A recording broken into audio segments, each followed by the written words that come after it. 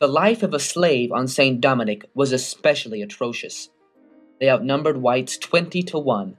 Supposed laziness was punishable by 50 lashings, and a slave who hit his or her master could be burned alive. St. Dominic's slave mortality rate was the highest in the Caribbean.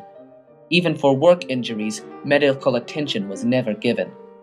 In addition to those that died because of the conditions, the slave population had an annual suicide rate of 2,500 people. The high mortality rate meant that more and more slaves had to be continuously brought from Africa. The slave trade was a booming industry. In 1643, the Company of the Isles of America was formed explicitly to buy slaves for plantations in the French Caribbean. Slaves arrived in the French Antilles after a sad and torturous journey. The route that slave ships took from Europe to Africa, from Africa to the Americas, and then from the Americas back to Europe, created a triangle, and thus the journey came to be known as the triangular trade. The particular segment from Africa to the Americas, where slaves were transported to the New World, became known as the Middle Passage. A so-called floating hell, boats in the Middle Passage carried African upon African packed into the bottom of a slave boat, confined with many others to a tiny space, measuring 6 by 16 feet in area and only a few feet deep. Chained by their legs and constrained by the space, slaves were forced to lay down on top of each other for the entirety of the passage. Tens of thousands died on the voyage.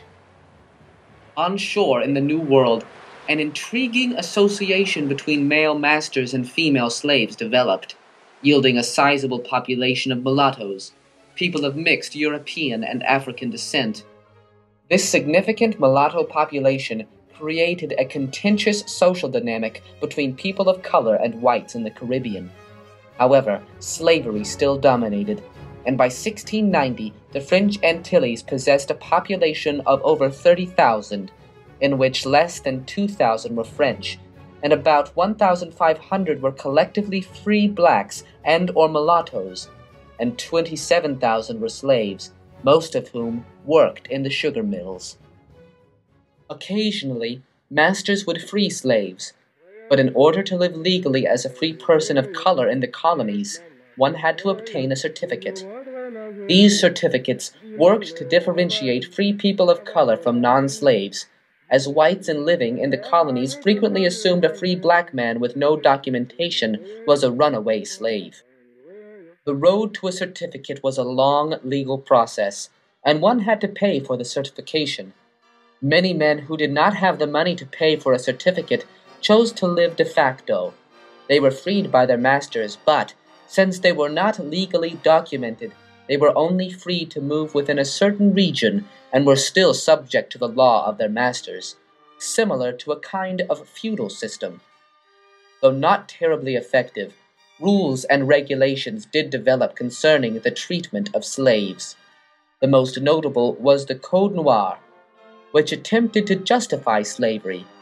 It demanded colonists actively work to educate and care for their slaves, teach them Christianity, and allow them the Sabbath and holidays. It also allowed slaves to have small gardens, chickens and pigs, and outlawed abuse. In time, the code also gave full colonist rights to free people of color.